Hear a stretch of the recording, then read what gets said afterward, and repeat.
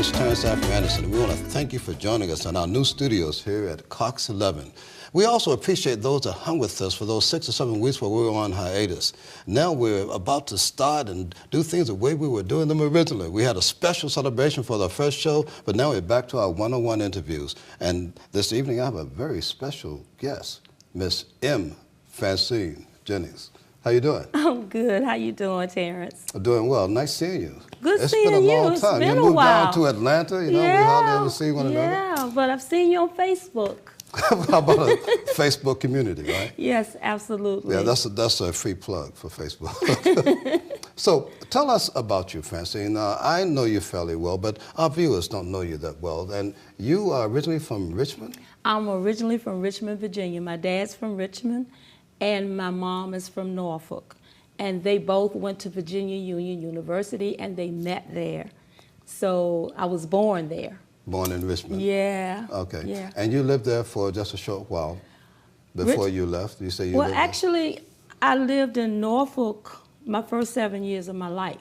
And then I moved to Richmond because we lived with my grandparents. I see.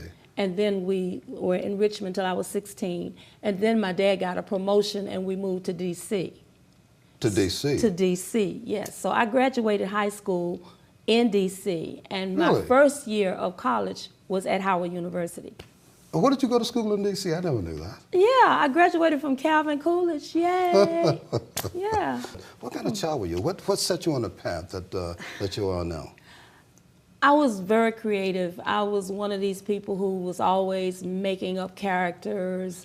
And in school, I never liked to sit down. I was always the teacher's helper. Can I carry things down the hall? Anything except sit down. And anything they had that involved singing, play acting, rolling around on the ground, whatever. I was just a real kinesthetic child. And I loved being that way. And I was kind of nosy, and I liked to know what everybody was doing. Very social. Right, right. All of those things. Pretty much the same way today. all of that really smacks of an interest in theater. Exactly. You know, being nosy, want to know what people do and so forth, and what motivates people. Exactly. And we are going to talk about what you do in theater because you do a one-woman show on Harriet Tubman, and we're going to put some pictures up and show a little bit of a video. Thank you. But let's go back to the childhood. Now, you studied dance and singing in private schools? Actually, I studied dance. I studied ballet and tap for a while until my parents couldn't afford it anymore. I can appreciate that. Yeah, and then I used to create dances in the neighborhood and, you know, just have kids come over and we would make up dances. Really? Yeah. So you were doing a little bit of choreography? Oh, absolutely. Absolutely. I mean, it just came naturally to me and I loved it. So everybody would come to my house and they say, okay, Francine, what's the dance for the week? And I would just make up a dance. So you were a dance master? I was a dance master. I loved it. And my grandmother used to take me to the beach and different places, and I wanted to be the person in the middle of the circle so I could outdance everybody and get my kudos and stuff. I just loved it. Now, and the beach, was that here in Norfolk, or was that when you were living in Norfolk? Yeah, there was something called Seaview Beach. It was the black beach, right. And they had a dance hall there. They told me, I forbid you to go into that dance hall. Well, that was just like, you know, talking to the wall. Yeah, yeah. So I would stay in the dance hall until somebody came and got me and give me a whipping. But I didn't care. I did it again every time, you know? So when was your first appearance on stage? The first time you performed on stage? The first time I appeared on stage, I was 12 years old. And I sang at Vacation Bible School.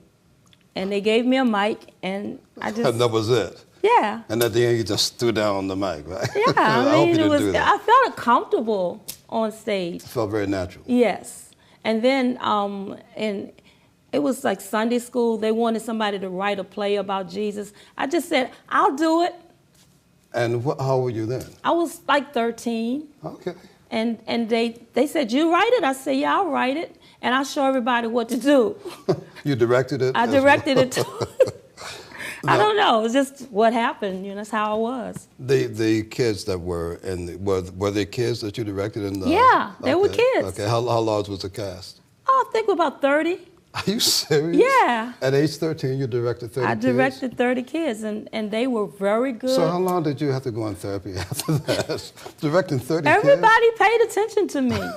That's fantastic. Yeah, it was great. Before we move on, let's talk about the influence of your parents. Yeah. You said your mom was an opera singer. Was your father in the arts as well? Or? He wasn't, but there were some uncles who were storytellers. We used to hang out in Church Hill. Okay. And these guys told the best stories. And I used to just like to sit around and listen to the stories. Then they would drink, take a nip here and there. And then spice the story up. up. Yeah, to spice the story up. And then they would begin singing. Really? And they had great voices. And then they would give me money. The drunker they got, the more money they gave me, and the more they would sing. And then I would begin singing with them. So they gave you money to sing with them? Yeah. Okay. Yeah, it was wonderful. Those were some of my best memories, just, you know. And then sometimes they would dance and they say, come on, little girl, let me show you how to dance. And that was like I was in heaven. So your creative energies were nurtured in your family? Yes, yes. I mean, all kinds of music was played in the house. Jazz, country, classical, blues, everything was coming my way. And my mom sang cantatas and arias. And then my grandmother took me to Pentecostal churches where I heard really good gospel, old time singing. You know, it was fabulous. I had a wonderful childhood with regard to how the arts were poured into my soul. Interesting. Yeah. And again, you integrate arts and education. Let's talk briefly from a cultural perspective. Okay.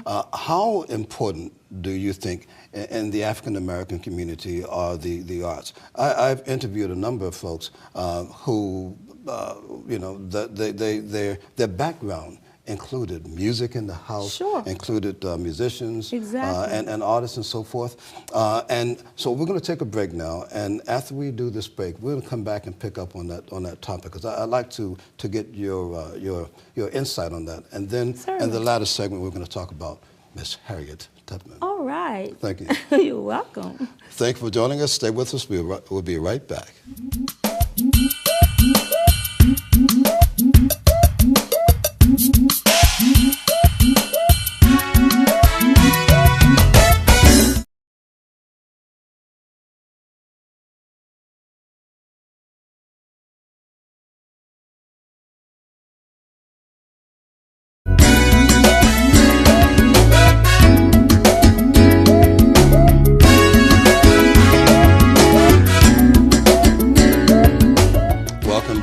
Talking to Miss M. Francine Jennings. That's Dr. M. Francine Jennings. And we're going to talk about your education again a little bit more. But when we left, we were talking about the importance and the influence of the cultural arts in African American culture. Mm-hmm. What would you add to that? What would your comment be about that? Well, how important is it? I think we as a people tend to have certain kinds of artistic qualities that just have been passed down through the years.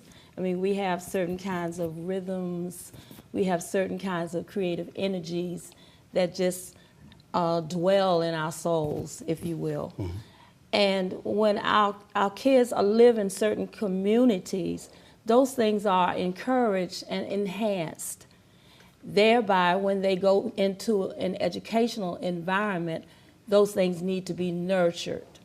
So the arts definitely have a place, a very pertinent place in our educational system, so that our students can make the proper connections to who they are and what they are used to. We tend not to be very sterile people, you know. Right. Sterile when it comes to creativity. When it comes to creativity, yes, we invite that into our lives, and some of us, if we don't have that, we almost die. So imagine a kid going into a school where that doesn't exist. Very good point. If it doesn't exist, they will create it themselves. And sometimes people think, well, why are they beating on the desk? Why are they always singing and humming? because that dwells inside of them. So we need to figure out a way to integrate that into our classrooms so that those things can be satisfied for that child. Because they're getting it at home. They're getting it at home. Well, we like to think that they are continuing to get it at home, but we're not sure how much that happens today. Yeah, well, it does much more than you might think. Okay, yeah. That's good. And I think that's the thing. We need to appreciate and really validate the fact that those things do happen on many, many levels. And not just say, well, they're not getting what you should get. They're getting it the best way they can get it. But if it's inside of them, it's going to come out. It's going to come out. Yeah, because see, that's what happened to me. Because I wanted to go to school to be a performing artist. And my mother said, no child of mine, but it came out anyway. Right. You cannot retard that. You can't stop what exists inside of a person, especially a child. It's going to come out. You know, you talked about the storytellers in your own family. Yes. And it made me think of the griots and the African tradition. Yes. You know, and the importance of that is that the griots, they were not just telling stories, but they were providing a bit of education as well. Exactly. Okay. And history. So, yeah, we were getting that because we weren't necessarily getting that in school. Sure. Now, talking about education at school, you mentioned that your parents, they met at Virginia Union. They met at Virginia Union, yes. But where did you go to school? I don't want to put you on the spot and say you didn't go to Virginia Union, but where did you go to school? I went to Virginia Union. Excuse me. That's where you learned Francais, right? Yes. Okay. Yes, I was a French major. That's not what I really wanted to do, but I did it. Understood. Yeah. So you got your bachelor's at Virginia Union? Yes. Okay. And my master's at VCU. And what was your master's in? Special education with an emphasis on the emotionally handicapped or emotionally disturbed students. Interesting. Yes. Okay. And also LD, learning disabled students. So you put all of that formal education together and kept your emphasis on the cultural arts. Yes. And you integrated that into the education. I did. Yeah. Yes. And give us some examples of how you were able to do that. I know you've done several things. I mean, weird. First of all, when I first got my doctorate, I didn't know what I was going to do or how I was going to do it. I just said, God, show me how I'm going to put this together, because I cared about education, but I also cared about the arts. So I just started trying things out. And the very first troupe I had was a troupe called Eden Celebration, which I created here. Eden Celebration. Eden Celebration, okay. Yeah. Like the Garden of Eden. Like the Garden of Eden. Okay. And I wanted to help students to understand themselves through drama. So we would create these scripts, write these scripts, and we would practice them, and then we would go out and perform them. Then we would come back and debrief what we had done. And these kids began to learn life skills, and some of them, it helped them with their reading and with their concentration and their focus, and all of that translated into how they did in school. Fantastic. So that's kind of how I started, and then I got into, I don't know if you remember Hook It Up Productions. Yes, I remember Miss Edutainer. Yeah, Miss Edutainer. Right. I still have that handle too, by the way. And Hook It Up Productions, go ahead. Yeah, Hook It Up Productions was, it was like a production company that I put together to teach about social issues. And I used people in the community, people who were untrained, and gave them something to do. And at the same time, when we were actually producing these things, it was like people were being touched. People were learning about themselves. So I decided, I'm like, if I can teach, motivate, and inspire all at the same time, maybe that's my calling. You know, maybe that's what I was born to do. And you're doing very well with that. You're absolutely doing very well with that. And you've not only used people from the community that didn't necessarily have a whole lot of experience, but you used seasoned actors as well. I did, like yourself, Alan Ellis. Yes. And so many around. You worked with Michael too, didn't you? Michael was in one of my very first productions when he was in high school. We did a piece called Lord Lift Us Up. Really? He and my daughter Colette, C.C. Coward. Right. Yeah, they're very close friends. Yes, it was, and a few others. I mean, they were amazing. Absolutely amazing. All right, well, we're going to take another break now. And Okay. When we come back, we're going to talk about Harriet Tubman. Harriet Tubman, The woman okay. called Moses. All right. Stay with us. We'll be right back.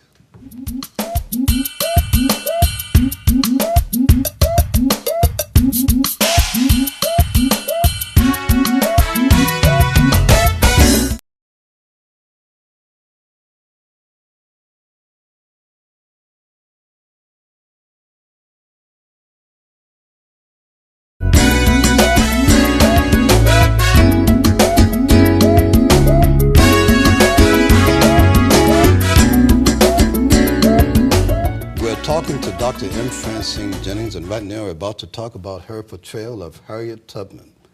Why Harriet Tubman? Oh my goodness, why not Harriet Tubman? That's a fair She answer. is such a quintessential woman. I mean, Why do you say that?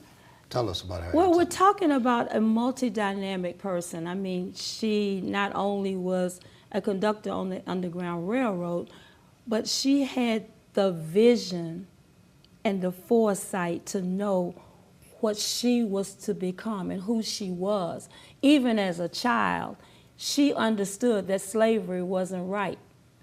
You know, it was something on the inside that gave her that insight. I don't know what it was, but she said it was God. And she was able to actualize things. You know how some people have a dream, but they never do anything about it? Yeah. She did something about it. And I was just amazed at how this woman unlearned a slave, living in a time where women, period, were not respected and not expected to do much of anything. She had the audacity to think that she could be free. I mean, just the thought of it. And I'm like, to take other people on that journey. Yes. That daring, dangerous yes, journey. she's daring, she's bold, she's courageous, but she's also a person. You know, a lot of people don't realize when she first escaped from slavery, she was married. Okay. She was married to a man named John Tubman. That's how she got her last name. I see. Yeah. Okay. And so What was her maiden name? Do you her know? maiden name was Ross. Okay, yeah, I do She recall was that. born Okay. Araminta Ross. Yes. That was her name. Okay. And at the age of 13, she displayed some courageous acts, and she took on her mother's name, which was Harriet. From what I gather about you, and particularly with you being such an adept and keenly interested in human behavior, when you create character, surely you make yourself completely vulnerable, Yes, so that you and can transparent, connect. Right. yes. Have you ever had a visitation by the spirit of this woman, speaking metaphorically? Yeah. Okay. Sometimes I can't separate myself from her, and I Okay. have to remind myself of who I really am. It's like I'll get up in the morning, I have a picture of her in my bedroom, and I say, okay, Harriet, what would you do today? Or what are you thinking about today? And it's like I'll sit there and wait for her to answer me. And she'll say things like, go do what you do. In the midst of the fear, just do it. It doesn't matter, just do it. People don't understand. I think that when you commit to character, the characters that you do, after you have done them for a while, they become like friends. Yes, they become a part of you. Yeah, and they don't necessarily understand that. But I felt that was the experience that you were having. Absolutely. Set it up for us, the piece that we're about to take a look at. Okay, one of my daughter's friends asked me to come to a church at this is crazy, 7 o'clock in the morning. And you know how we actors are about early morning stuff. Right. And she said, we want to hear about the music and the worship of the 19th century through the voice of Harriet Tubman. Interesting. And, Well, you're the perfect person to do that. maybe. Well, go ahead. But yeah, so they planted me in the audience. They mic'd me up and planted me in the audience. And that was a weird experience because people didn't, I was all dressed like Harriet Tubman, and people didn't know whether to speak to me or They not. just thought you were some crazy homeless lady. Yeah, they did. But then when you think about it, I'm in church, you're supposed to speak to me. Yes, even yes. if I am a crazy homeless lady.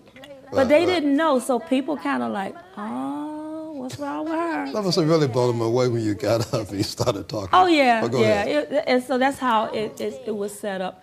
My mama, Rick, my daddy Ben, and all my 10 brothers and sisters. Let me tell you something. Now, we used to go to the white church because the master made us go there. And when we got there, they were singing the way they want to sing and praying and preaching the way they want to preach, and we had to sit there and take it. But we didn't like it, you see. We didn't like the way they was doing because it was dry.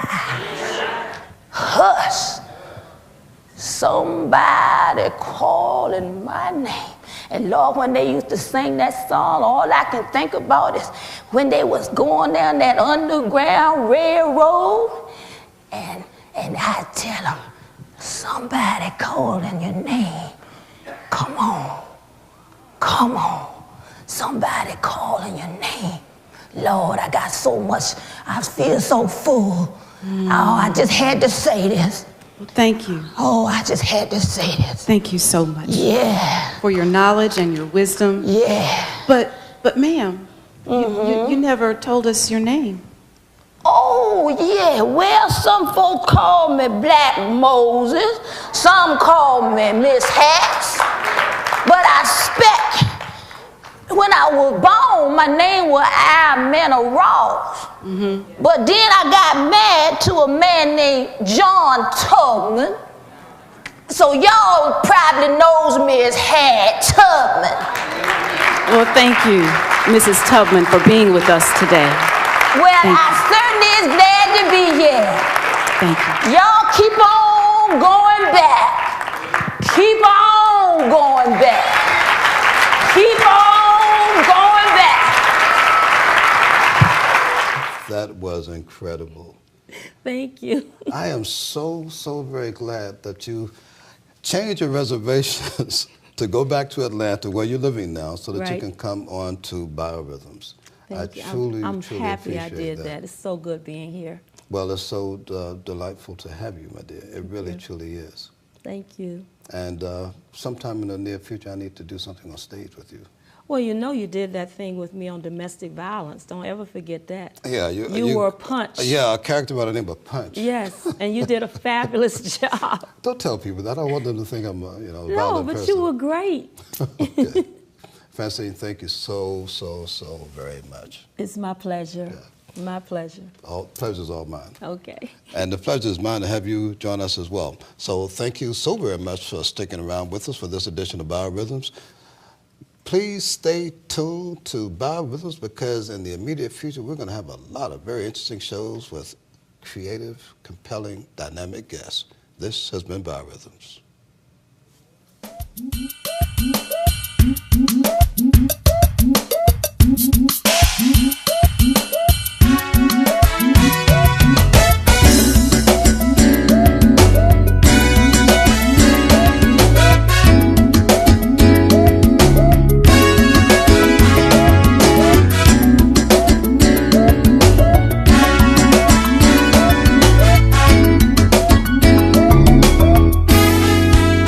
It is not what